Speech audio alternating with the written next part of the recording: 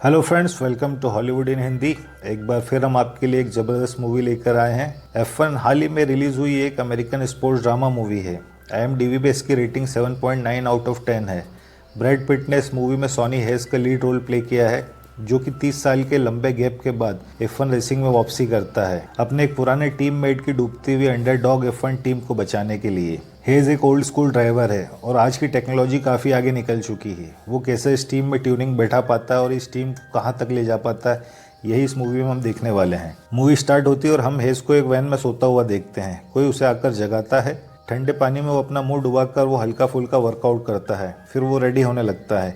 Hedge थोड़ा superstitious है, इसलिए वो हमेशा अपने दोनों पैरों में अलग कलर के सॉक्स पहनता है और हमेशा ताश की गड्डी में से एक रैंडम कार्ड बिना देखे अपनी जेब में डाल लेता है। आज वो 24 घंटे चलने वाली डेटोना रेस में पार्टिसिपेट कर रहा है। वो फार्मूला 1 टीम लोटस के लिए 1990s में रेस कर चुका है, पर 1993 में स्पेनिश ग्रैंड प्रिक्स में एक ब्रूटल एक्सीडेंट के चलते उसे F1 में अपना प्रॉमिसिंग करियर छोड़ना पड़ता है। पर उसका रेसिंग को लेकर जुनून अब भी बरकरार है। डलती उम्र होने के बाद भी हेज रिटायर नहीं होना चाहता है। वो अलग अलग जगहों पर रेस किया करता है।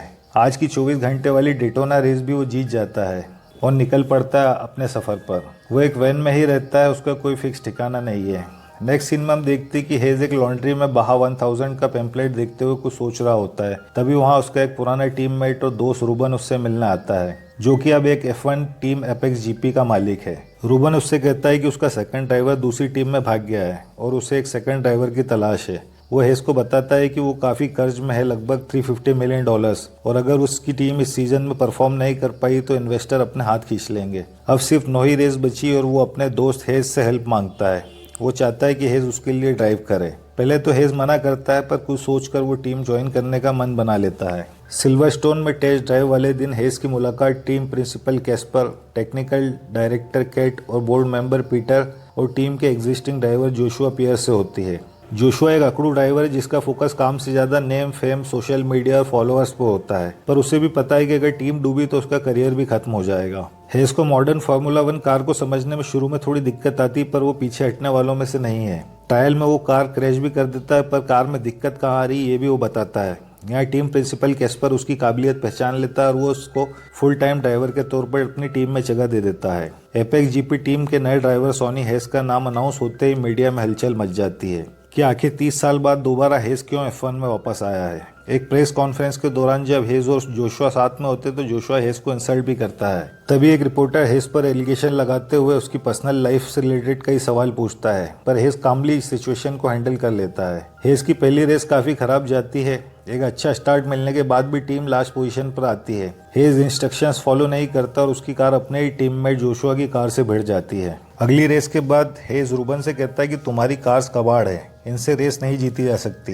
हेज केट से कार में कुछ टेक्निकल चेंजेस करने के लिए कहता है। इस पर केट कहती कि पहले रेस फिनिश करके दिखाओ। अगली रेस में हेज F1 रेसिंग के रूल्स का फायदा उठाता है। वो अपने टीममेट को आगे निकलने में मदद करता है। वो जानबूझकर बार बार अपनी कार दूसरी कार्स के साथ क्रैश करता है ताकि सेफ्टी कार पीरियड्स में जोशुआ तेजी से आगे निकल पाए और टीम के लिए पहला पॉइंट कलेक्ट कर सके। हेज की ये टेक्निक काम भी कर जाती है और टीम पॉइंट स्कोर करने में कामयाब हो जाती है। वादे के मुताबिक केट कार में हेज के अकॉर्डिंग चेंजेस करती है ताकि कार टायर्स के क्लोज कॉर्नर पर 322 की स्पीड पर एंट्री कर सके। टीम को जीतने का पहला मौका इटालियन ग्रैंड प्रिक्स में मिलता है, जहां हेज जोशुआ को रेस के दौरान जीतने के लिए इंस्ट्रक्शंस दे रहा होता है। वो जोशुआ को बिना पिट पर रुके स्लिक टायर्स के साथ ही रेस कंटिन्यू करने को कहता है, जिससे वो सेकंड पोजीशन पर पहुंच जाता है। पर जोशुआ हेज के इंस्ट्रक्शन अवॉइड करके फर्स्ट पोजीशन के लिए जैसे ही ओवरटेक करता है उसका एक ब्रूटल एक्सीडेंट हो जाता है। वो बच तो जाता है, पर इंजर्ड होने के कारण उसे अगली कुछ रेसेस में बाहर रहना पड़ेगा। सबको यही लगता है कि हेज की वजह से एक्सीडेंट हुआ है। जोशुआ की माँ भी हेज से भिड़ जाती कि अगर मेरे बेटे को कुछ हो जाता तो मैं उसी के पास तुम्हारे लिए एक बेड लगवा देती। टीम एपेक्स स्पेयर रेसर के साथ आगे कंटिन्यू करती है। आगे हम देखते हैं कि हेज रेस दर रेस बेटर होता जा रहा था। हर किसी की जुबान पर सिर्फ एक ही नाम था, सॉनी हेज। जोशुआ जब रेस में वापसी करता है तो जानबूझकर हेज की कार क्रैश करा देता है उसे नीचे दिखाने के लिए। हेज रेस के बाद जोशुआ से लड़ता है कि तुम्हारा ध्यान रेस से ज्यादा दूसरी बातों पर है। तुम जैसे कई टैलेंटेड रेसर्स मैंने इन्हीं आदतों के चलते खत्म होते हुए देखे हैं। तुम्हें अपने करियर की परवाह हो ना हो, पर मुझे इस टीम को आगे लेकर जाना है। केट दूर से ये सब बातें सुन रही थी। आगे सिर्फ 2 ही रेस बची थी अब। केट जोशुआ और हेस को एक बार में मिलने को बुलाती है। वो एक पोकर गेम अरेंज करती है। वो कहती है कि जो ये गेम जीतेगा उसे लास वेगास ग्रैंड प्रिक्स में फर्स्ट ड्राइवर का फेवर मिलेगा। जोशुआ गेम जीत जाता है, पर उसके जाने के बाद हेज अपने कार्ड रिवील करता है। उसने जानबूझकर उसे जीतने दिया। केट हेज से काफी इंप्रेस हो जाती है। वो हेज को अपने साथ ले आती है, जहां दोनों साथ में काफी क्वालिटी टाइम स्पेंड करते हैं। दोनों होटल की बालकनी में बातें कर रहे होते हैं, तभी कोई डोर नॉक करता है। डोर ओपन करने पर सामने रूबन खड़ा होता है। वो बताता है कि किसी की शिकायत पर हमारी कार्स को इलीगल बताकर सीज किया जा रहा है। फेडरेशन वाले हमारी कार्स के मॉडिफिकेशन को इलीगल बताकर हटाने को कह रहे हैं। मतलब फिर वही पुरानी कार्स के साथ रेस में जाना होगा। अगली रेस में जब हेस पुरानी कार के साथ मैदान में उतरता है तो वो देखता है कि वो अपनी जेब में कार्ड रखना भूल गया है। उसका दिमाग खराब हो जाता है। वो रेस के दौरान काफी हाई स्पीड पर कार ड्राइव कर रहा होता है। उसकी कार क्रैश हो जाती है और हेस को हॉस्पिटलाइज किया जाता है। लकीली उसे ज्यादा चोटें नहीं लगती है।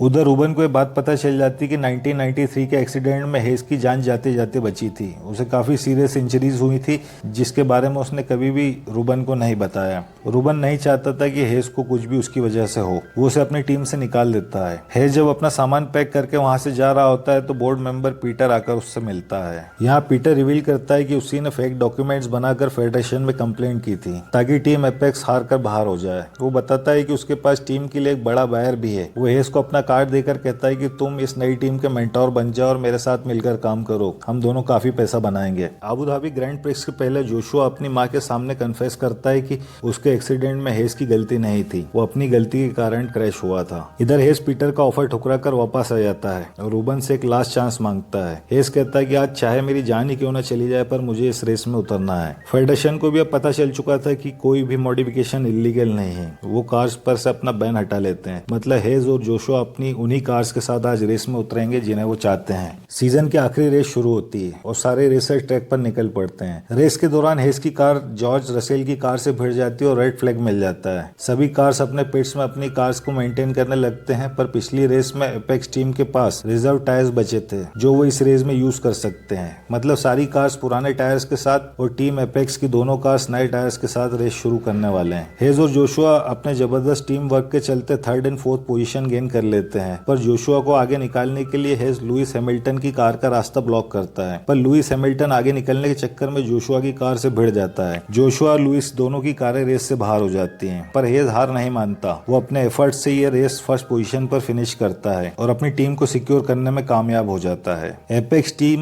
मैक्लारेन, फरारी, रेडबुल जैसी टीम से कभी कम्पीट नहीं कर पाती थी, पर रूबन को भरोसा था कि हेज ये कर सकता है। रूबन सही था। हेज के अनकन्वेंशनल ड्राइविंग स्किल ने कर दिखाया। हेज विनिंग ट्रॉफी खुद न लेते हुए रूबन को दिलवाता है। यही उसका तरीका है। जीत सिर्फ उसकी नहीं बल्कि पूरी टीम की है। कोई विक्ट्री स्पीच नहीं, कोई लाइमलाइट नहीं, यही एक क्लासिक सोनी हैज। सेलिब्रेशन के दौरान वो भीड़ से निकलकर चला जाता है। उसके लिए रेसिंग सिर्फ नेम और फेम नहीं बल्कि उसके जीने की वजह है। इसीलिए वो हमेशा अलग अलग रेसेस में पार्टिसिपेट करता रहा है और आगे भी करते रहना चाहता है। वो जानता है कि वो F1 रेसिंग का फ्यूचर नहीं है और वो टीम को जोशुआ के हवाले करके वहां से निकल जाता है। हेज कैलिफोर्निया में हो रही बाव 1000 में पार्टिसिपेट करना चाहता है। ये वही रेस है जिसके बारे में मूवी के स्टार्ट में लॉन्ड्री में बैठकर वो सोच रहा था। मूवी के एंड में हम उसे बाह में कार चलाते हुए देखते हैं। उसे बस ऐसे ही जीना पसंद है। तो ये है हमारा सोनी हेज। आई होप ये मूवी आप लोगों को जरूर पसंद आई होगी। आगे भी इसी तरह की बेहतरीन मूवीज के एक्सप्लेनेशन के लिए हमारे चैनल को लाइक, सब्सक्राइब एंड शेयर जरूर करें। Thank you guys, see you soon.